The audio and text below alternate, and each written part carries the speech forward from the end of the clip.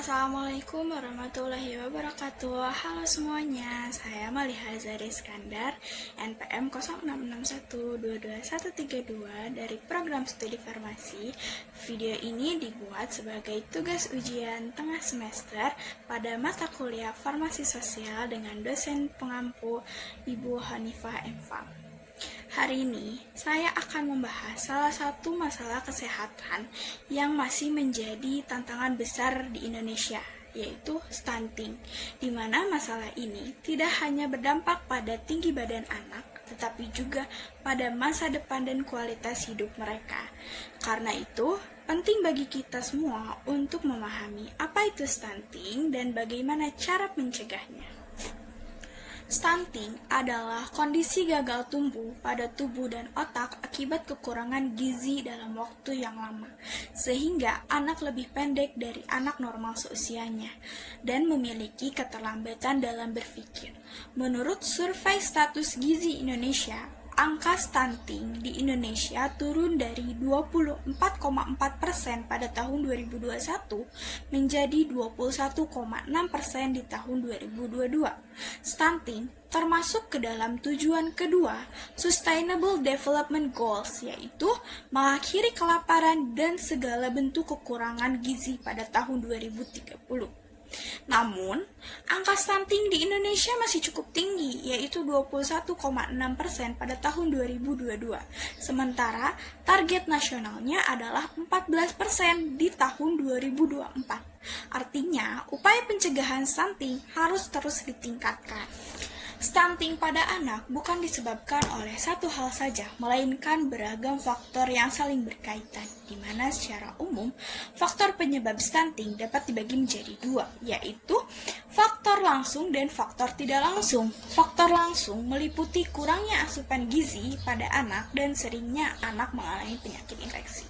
Sementara itu, faktor tidak langsungnya mencakup kondisi gizi ibu sebelum hamil, selama kehamilan, dan masa menyusui, lalu pemberian ASI yang tidak optimal, keterbatasan pangan bergizi, serta aspek lingkungan dan ekonomi juga mempengaruhi.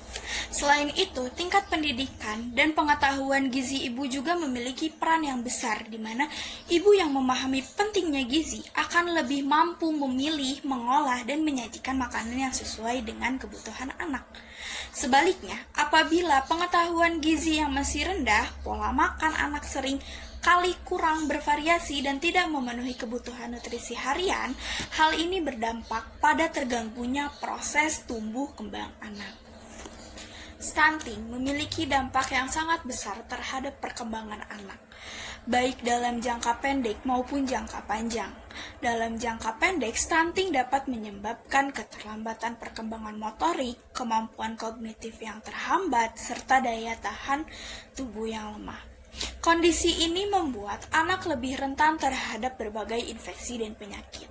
Sementara dalam jangka panjang, anak yang mengalami stunting cenderung memiliki pertumbuhan fisik yang tidak optimal, prestasi belajar yang rendah, serta produktivitas yang menurun ketika dewasa. Tidak hanya itu, berbagai penelitian juga menunjukkan bahwa stunting meningkatkan resiko penyakit kronis di masa depan, seperti diabetes, hipertensi, dan penyakit jantung. Dengan kata lain, stunting bukan hanya mempengaruhi soal tinggi badan anak, tetapi juga berdampak pada kualitas hidup dan potensi masa depan. Stunting bisa dicegah dengan langkah-langkah sederhana, yaitu yang pertama, penuhi gizi ibu hamil dan anak dengan memberikan makanan yang bergizi seimbang, serta suplemen yang dianjurkan seperti zat besi, asam folat, dan vitamin. Yang kedua, berikan ASI secara eksklusif, lalu dilanjutkan dengan pemberian MPASI yang bergizi. Pantau pertumbuhan anak di posyandu setiap bulan. Jaga kebersihan lingkungan dengan menggunakan air bersih dan jamban yang sehat. Tingkatkan pengetahuan gizi bagi keluarga, terutama bagi ibu. Cegah pernikahan dini agar calon ibu siap secara fisik dan mental. Nah, teman-teman, sekarang kita tahu bahwa stunting bisa dicegah dengan langkah-langkah yang sederhana dan bisa dimulai dari rumah.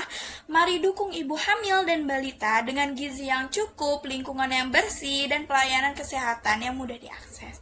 Stop stunting, start growing, karena setiap anak berhak tumbuh sehat dan bahagia.